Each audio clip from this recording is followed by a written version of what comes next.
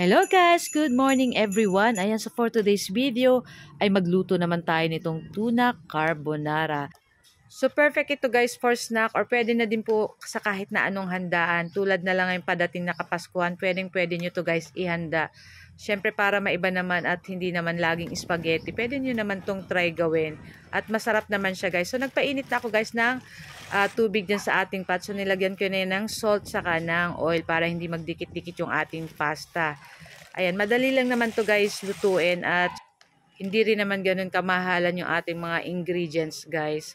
So kung ikukumpara mo siya guys sa pagluto ng spaghetti, medyo pricey ang pagluluto ng spaghetti kung talagang gusto mong masarap na masarap. Pero ito guys na tuna carbonara is mura lang naman siya guys. Hindi naman siya ganun kamahalan. Kaya pwede na, oh, 'di ba? So ayun na nga at magpainit na tayo diyan ng kawali at maglagay na rin tayo guys ng konting mantika at gagamit din pala syempre tayo diyan ng butter. After nyan guys, nilagay ko na rin dyan yung ating bawang at isabay na rin natin dyan yung ating sibuyas. So gumamit ako guys ng white onions. Medyo shala o diba? So ayun na nga, halu-haluin lang natin yan guys. So after nyan guys, ilagay na natin dyan yung ating tatlong lata na tuna. So gumamit ako dyan ng 2 plain at 1 spicy. So ang lulutuin natin dyan ay 1 kilo't kalahating pasta. So, nasa sa inyo po kung gaano karaming tuna ang gusto nyong ilalagay. So, akin nilagay ko lang dyan guys is 3 lata lang ng tuna. So, hinalo-halo ko lang yan guys. At sinama ko na rin dyan guys yung ating mushroom. Siyempre, kailangan ng mushroom pag may carbonara. So, ayan na nga guys. So, 2 lata ng mushroom yung nilagay ko dyan guys. So, ayan. At maglagay na rin tayo dyan ng salt and black pepper. After nyan guys. So, hinaluhalo ko lang yan guys. So, ayan na nga guys. So, ilagay na natin dyan yung ating salt. Ayan.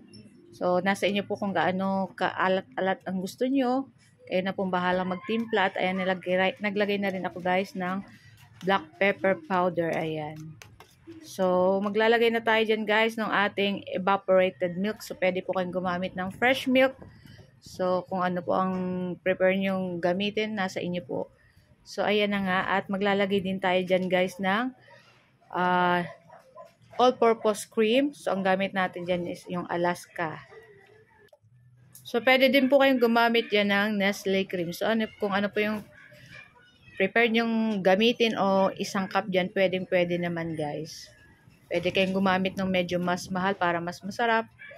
Or yung medyo mura. Pero, para sa akin guys, para rest lang naman yung lasa niya. So, yun lang. So, kahit bumili kayo ng medyo mura-mura, okay lang guys kasi parehas din naman yung lasa niya. So, yun na nga guys. So, maglalapot-lapot na rin yan guys. At maglalagay pala ako dyan ng cheese. Ayan, nagdagdag ako ng konting asin kasi medyo matabang. So, naglagay ako ng cheese. Ayan, para medyo cheesy yung ating tuna carbonara. Ayan, ako guys, try nyo po itong lutuin. At nako, masarap at gugustuhan niya ng mga junakis nyo. So na nga guys, halu-haluin lang natin yan. And pagkatapos nyan guys, ilang minuto lang ay ilalagay na rin natin dyan yung ating pasta. Ayan, syempre, hindi natin kalilimutan ilagay yung ating pasta kasi hindi na yan carbonara char. So na nga guys, so isasama-sama ko lang yan lahat at hinalu-halo ko lang yan ng ganyan. So ayun na nga at medyo napuno yung aking kawali dyan kasi medyo naparami pala yung aking pastang niluto. So, okay lang naman yan guys. So, medyo nahirapan lang tayo dyan maghalo. Pero, okay lang.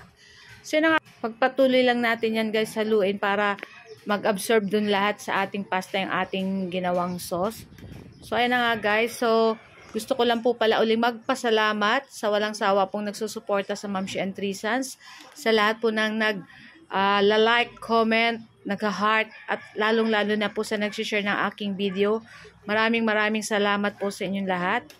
And sa hindi pa po naka-follow ng aming page, paki-follow na lang po ng aming page, Mamshi and Three Sons. So guys, ito lang yung aking video today. And sana ay nag-enjoy po kayo ng aking video. And thank you for watching and see our next video again.